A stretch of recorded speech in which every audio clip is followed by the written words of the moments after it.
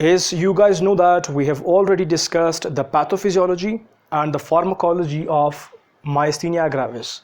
And in our today's lecture, we will just compare the cholinergic crisis with the myasthenic crisis. Before we move towards the comparison, I would love to tell you people in short about the myasthenia gravis. What is myasthenia gravis? It is actually the neuromuscular disease in which the muscle is becoming weak, or you can say abnormal muscle weakness will be observed in the myasthenia gravis. So now there are very two important factors that are responsible to cause the abnormal muscle weakness. That are, the very first one is acetylcholine and the second one is antibodies. So before we move towards the comparison of these two crises, let me tell you people about normal activity between the neuron and muscle, or at the neuromuscular junction. And you know this place is called junction. So this is the junction between the neuron and muscle, so it will be called as neuromuscular junction. What happens normally is that from this neuron, a neurotransmitter, acetylcholine will be released. And this acetylcholine will come and will bind to the receptor, specific receptor for the acetylcholine on the muscle, known as nicotinic receptor type NM. And you guys already know that we have two types of receptors of nicotine, NN and NM. This one, NM, is present at the muscle. And we have discussed NN in our receptors video, which are present in the neurons. So NM, the very receptor on which acetylcholine will bind. So when acetylcholine binds to the receptor, nicotinic receptor NM, this receptor will become activated and the signal will be given to the muscle to do contraction. Very simple. So what happens in the cholinergic crisis? First we'll tell about the cholinergic crisis, then we'll move towards the myasthenia crisis. So what happens in the cholinergic crisis? Cholinergic stands for acetylcholine, and the term crisis we put for a number of factors. So here we'll say that when the acetylcholine concentration increases, or when there is too much cholinergic activity observed at the neuromuscular junction, that is known as cholinergic crisis. So what will happen when there is too much cholinergic activity?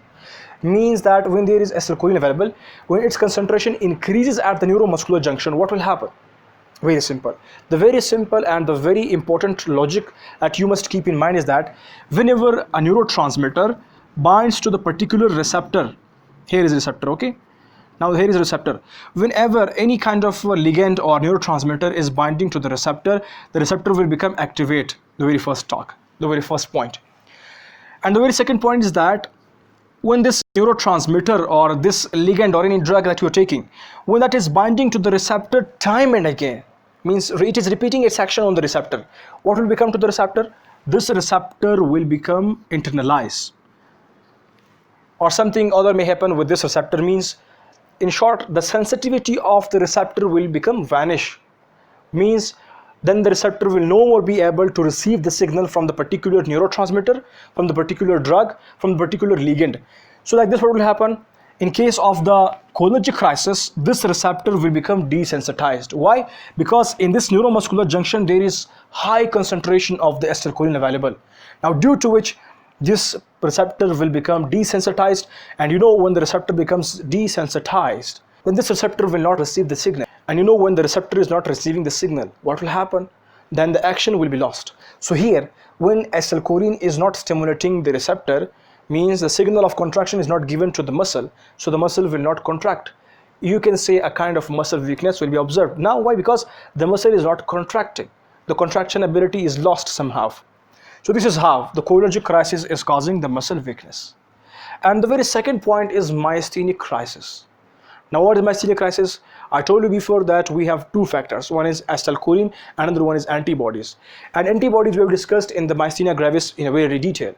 So here I'm telling you people about now in very short about the myasthenic crisis, which is standing for the antibodies. When antibodies concentration increase, then what will happen? And we have discussed that antibodies were responsible to cover receptor here, this nicotinic receptor. NM type will be covered by the antibodies. So when antibodies concentration increase at the neuromuscular junction, what will happen? So most of the receptors available at the neuromuscular junction, nicotinic receptors, will be covered by the antibodies. So what will happen? When the receptor is not stimulated, then the signal will not be given to the cells and the cells will not show any kind of action. So here in our this particular case, that is at neuromuscular junction, acetylcholine is responsible to stimulate this nicotinic receptor. So now due to these antibodies, the acetylcholine will not bind to the receptor and the receptor will not be stimulated. So the signal for the contraction of the muscle will not be given. So like this, what will happen? The muscles will not contract. So you can say somehow the muscle weakness will be observed. So like this, you can say if there is very high concentration of acetylcholine and antibodies at the neuromuscular junction, they are going to cause muscle weakness.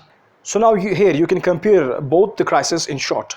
If it is about cholinergic crisis, acetylcholine concentration will increase at the neuromuscular junction, and when it is about the myasthenic crisis, the antibodies will increase at the neuromuscular junction. So in both the cases, the signal for the muscle contraction is stopped somehow. So when the muscle is not receiving the signal for the contraction, so like this we will feel somehow muscle weakness, and this muscle weakness, abnormal muscle weakness, is known as the myasthenia gravis. And now this muscle weakness is due to a disease, that's why it will be known as abnormal muscle weakness. So this is short comparison between the myasthenia crisis and cholinergic crisis.